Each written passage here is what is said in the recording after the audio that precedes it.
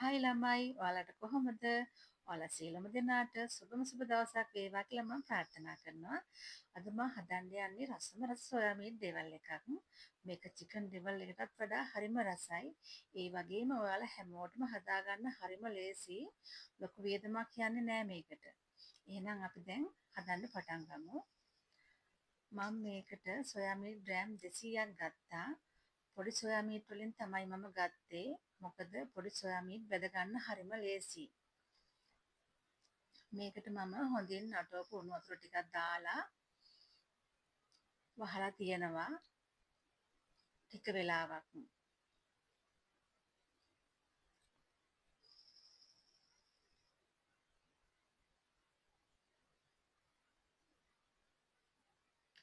ඊට පස්සේ මම මේකට බීලෝණු ගෙඩි දෙකක් ගන්නවා. මෙන්න මේ වගේ සයිස් එකේ බීලෝණු ගෙඩි දෙකක් ගන්න. ලුණු කපා ගන්නකොට චුටිට කපා ගන්න එපා ළමයි. එතකොට බීලුණු තැම්බෙනවා. තැම්බුනාම ඩෙවල් එක රස නැහැ. සාමාන්‍යයෙන් කෑලි හිටින්න කපා ගන්න. මෙන්න මේ විදිහට.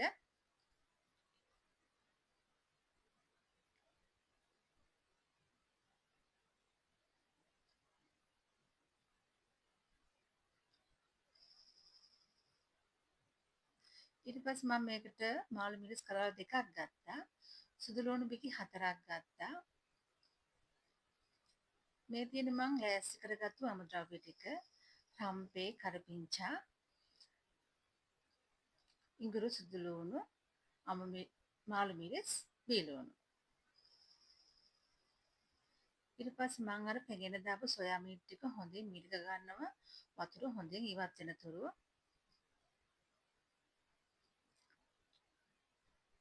හොඳට මිරික ගත්තාම ළමයි බැද ගන්න හරිම ලේසි, ඉක්මනට බැදෙනවා.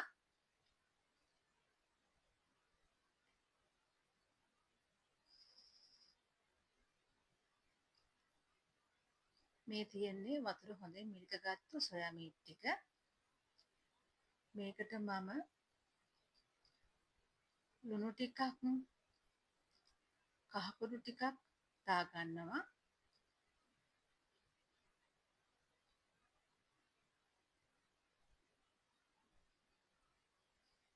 ඊට පස්සේ මේ ටික මම හොඳින් කලවම් කරගන්නවා.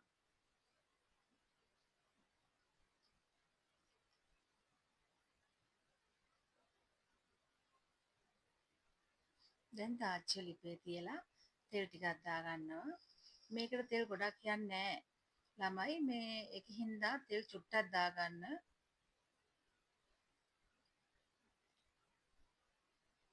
මේ ප්‍රමාණයෙන් ඇති. ඊට පස්සේ අපි සොයා මීට් ටික දාගන්නවා.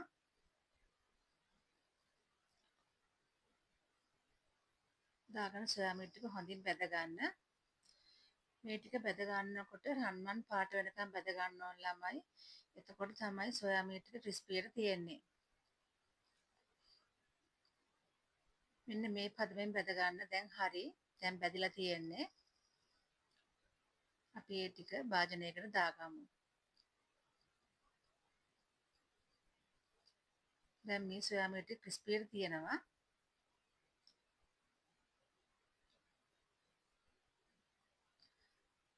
අපි ඔක්කොම ටික මේ විදිහට බැදගමු.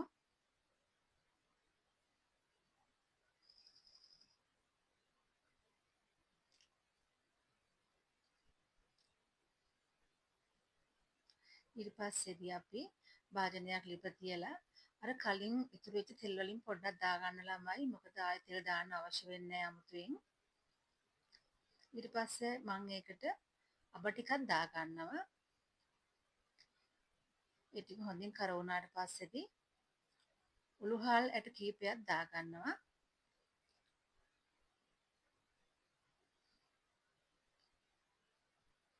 කුරුදු කෑලි කීපයක් දාගන්නවා.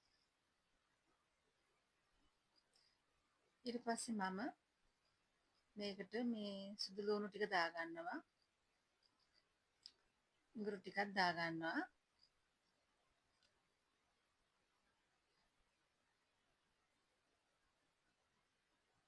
මේ ටික සාමාන්‍යයෙන් බෙදනකොට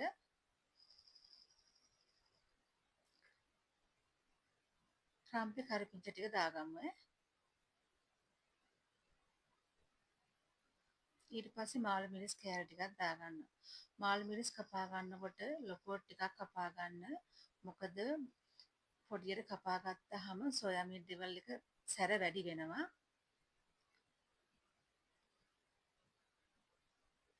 මේ ප්‍රමාණයෙන් කපා ගත්තාම සෝයා මීට් වලට සැර එකතු වෙන්නේ නැහැ.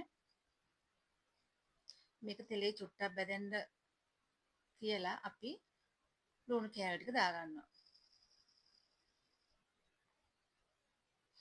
මේකත් සාමාන්‍යයෙන් තෙලේ තැම්බුණාට පස්සේදී අපි සෝයා මීට් ටික එකතු කරනවා.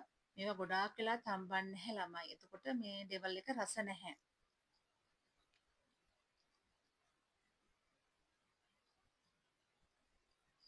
කෑලි මිරිස් ටිකකුත් දාගන්නවා මං. ඔයාලා කැමති නම් ගම් මිරිස් කුඩු චුට්ටක් දාගන්න. මම දාගත්තේ නැහැ. මොකද අපේ ළමයි ගොඩාක් සැර කන්න අකමැති. ඒ හින්දා මං දාගත්තේ නැහැ. ඊට පස්සේ තක්කාලි සෝස් ටික දාගන්න.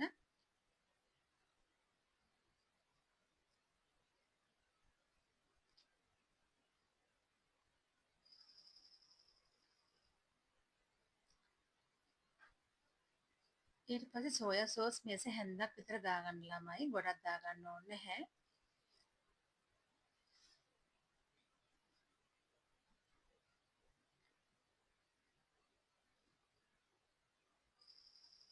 ඊට පස්සේ ලුණු කුඩු ටිකක් දාගන්න. ලුණු ගොඩක් දාගන්න යන්න එපා ළමයි. මොකද අපි සෝයා මීට් වලට ලුණු දාගෙන තමයි බැදගත්තේ.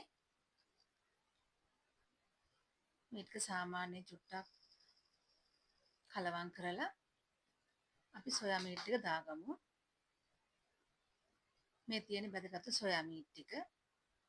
මේ ටික හරි ක්‍රිස්පියට තියනවා ළමයි. බැද ගන්නකොට ක්‍රිස්පියට බැද ගන්න ඕන ළමයි. දැන් මේ ටික හොඳින් කලවම් කරන්න. කලවම් කර කර විනාඩි දෙකක් විතර ලිපේ තියාගන්න.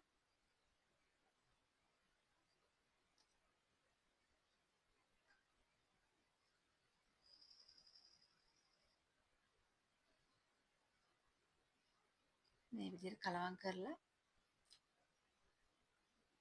දැන් ඇති. දැන් අපි ලිප ඔෆ් කරමු. මේ තියෙන්නේ මං හදාගත්තු රසම රස සෝයා මීට් ඩෙවල් එක. මේක හරිම රසයි. ඔයාලා හැමෝටම හදාගන්න හරිම ලේසි. මගේ YouTube channel එක subscribe කරලා නැත්නම් ඔයාලා හැමෝම subscribe කරන්න. ඒක මට ලොකු උදව්වක්.